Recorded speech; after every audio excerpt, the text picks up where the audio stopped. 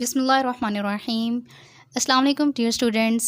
Welcome to Quick Solution Academy. Engineer Anisa Batul is here and today our lecture is about International System of Units. 1960 में एक international committee ने units के लिए हमें एक set of definitions and standards दिए थे. उसको कहा जाता है इंटरनेशनल सिस्टम ऑफ यूनिट्स. अब फिज़िक्स की फाउंडेशन डिपेंड करती है फ़िज़िकल क्वांटिटीज़ पर, जिनकी बेसिस पर फिज़िकल लॉज बनते हैं. That's why these physical quantities have to be measured accurately. International system ने हमें 3 टाइप ऑफ डिफरेंट यूनिट्स दी हैं. First one is base units, second is supplementary units and third one is derived units, जिनको हम one by one study करेंगे. There are 7 base units we have. In base units पर बाकी तमाम units depend करती हैं. यही 7 यूनिट्स हैं जो बाकी यूनिट्स की बेसिक्स बनाती हैं, जिनमें हमारे पास लेंथ है, मास है, टाइम है, करंट है, टेम्परेचर है, देन आ जाता है इंटेंसिटी ऑफ लाइट, फिर है amount of substance. I hope कि आप इन टर्म्स से फेमिलियर होंगे, लेकिन लास्ट 2 को देख लेते हैं. सेकेंड लास्ट है इंटेंसिटी ऑफ लाइट. इंटेंसिटी क्या है? आसान लफ्ज़ों में इंटेंसिटी शिद्दत को बोलते हैं. Intensity of light brightness of light को बोलते हैं. जितनी लाइट ब्राइट होगी हम कहेंगे कि उस लाइट की उतनी ही ज़्यादा इंटेंसिटी है. Second one is amount of substance. ये यूनिट केमिस्ट्री में ज़्यादा यूज़ होती है as compare to physics. Chemistry में हमने देखा था, हमने सब्सटेंसेस देखे थे कि किसी भी सब्सटेंस की आप कुछ अमाउंट को मेजर कर रहे हो तो वहाँ आप मोल्स में उसको मेजर करते हो. ये 7 हमारे पास फिज़िकल क्वांटिटीज़ हैं. अब इनकी हम यूनिट्स देखते हैं. लेंथ के लिए मीटर है और सिंबल इसका स्मॉल m. मास के लिए किलोग्राम है, सिंबल इसका स्मॉल kg. टाइम के लिए सेकंड है और सिंबल इसका स्मॉल s. करंट के लिए एम्पेयर है यूनिट और उसका सिंबल क्या है? Capital A. फिर टेम्परेचर के लिए यूनिट क्या है? केल्विन और सिंबल क्या है? Capital K. Intensity of light के लिए सिंबल क्या है? कैंडेला और यूनिट क्या है? कैंडेला और सिंबल क्या है? Small cd. Amount of substance के लिए यूनिट क्या है? मोल और सिंबल क्या है? Small mol.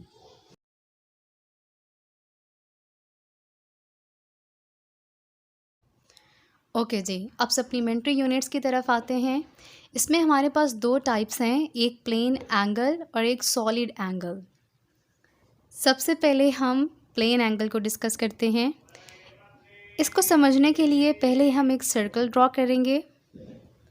ये सेंटर है सर्कल का और यहाँ से हम 2 रेडियाई ड्रॉ करेंगे. रेडियस क्या होता है? सेंटर से लेके सर्कल के सर्कमफेरेंस तक का डिस्टेंस. सर्कमफेरेंस किसको बोलते हैं? सर्कल की जो आउटर बाउंड्री होती है. तो ये हमारे पास 2 रेडियाई हैं और इन दोनों के दरमियान का एंगल ये कितना होना चाहिए? ये एक ऐसी आर्क के इक्वल होना चाहिए जिसकी लेंथ कितनी हो जितना आपके सर्कल का रेडियस है. और आर्क क्या होती है? सर्कमफेरेंस पर आप जितना भी पार्ट लेते हो, थोड़ा लो, ज़्यादा लो, हाफ सर्कमफेरेंस लो, हाफ से ज़्यादा ले लो, हाफ से कम ले लो, जितना भी आप सर्कमफेरेंस में कोई भी हिस्सा लेते हो. अब इसकी एक्चुअल डेफिनेशन देख लेते हैं. Radian is the plane angle between 2 radii of a circle which cut off on circumference an arc equal to radius of the circle. Means के रेडियन एक प्लेन एंगल है 2 रेडियाई के बीच जो क्या कर रहा है? सर्कमफेरेंस पर एक आर्क बना रहा है. कितना उस आर्क की लेंथ है? उस आर्क की लेंथ है equal to the radius of circle. अब सॉलिड एंगल देख लेते हैं. इसके लिए भी हमें एक सर्कल ड्रॉ करना होगा. ये सर्कल का सेंटर है। यहाँ से आप दो रेडियाई ड्रॉ करेंगे। रेडियाई क्या है? रेडियस का प्लूरल है। रेडियस एक है और एक से ज़्यादा रेडियस हो जाएं तो हम उसको रेडियाई बोलते हैं। तो ये दो आपके रेडियाई ने क्या किया? सर्कमफेरेंस के करीब एक स्फेयर ड्रॉ किया, ठीक है। और इस स्फेयर का एरिया कितना है? R square. और इस एंगल को आप क्या बोलोगे? 1 स्ट्रेडियन। अब स्ट्रेडियन की एक्चुअल डेफिनेशन पर आते हैं। Steradian angle is the solid angle at centre of sphere by an area equal to square of radius. क्या मतलब हुआ इसका? इसका मतलब हुआ कि स्ट्रेडियन एंगल एक सॉलिड एंगल है जो कहाँ पर बन रहा है? सेंटर ऑफ स्फेयर पे बन रहा है। और उसका एरिया कितना होगा? उस स्फेयर का एरिया कितना होगा? स्क्वायर ऑफ रेडियस के इक्वल, ठीक है।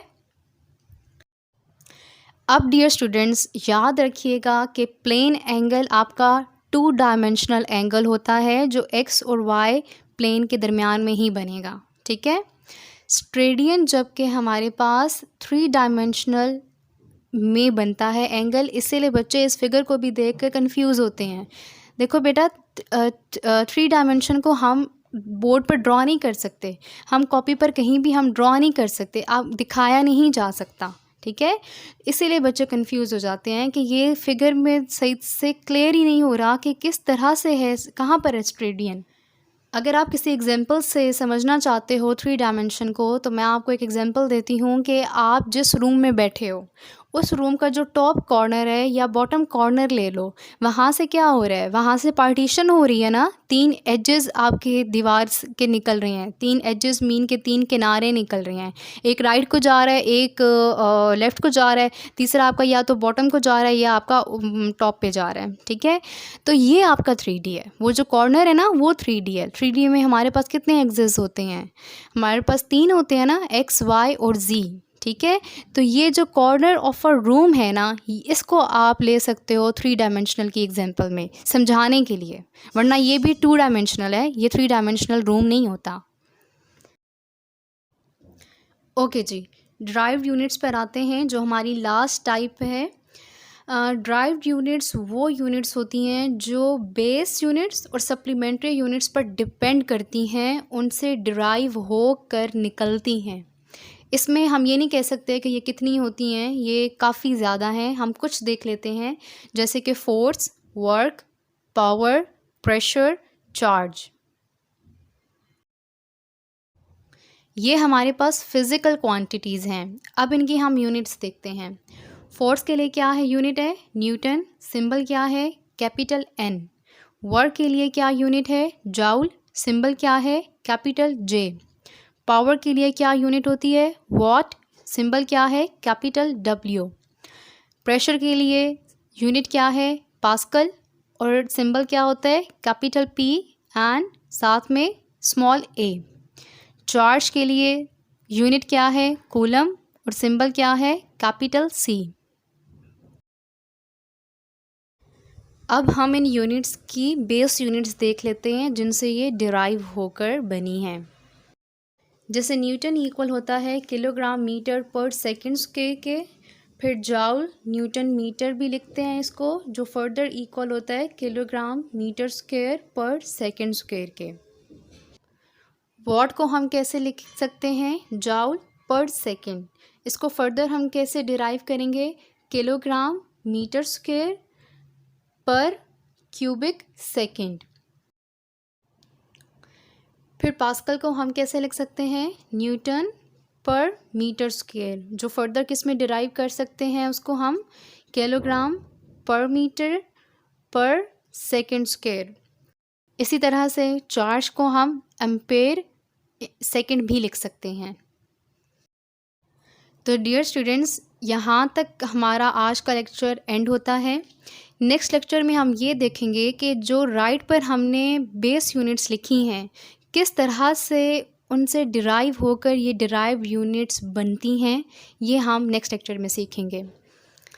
तब तक के लिए take care, stay tuned and अल्लाह हाफिज़।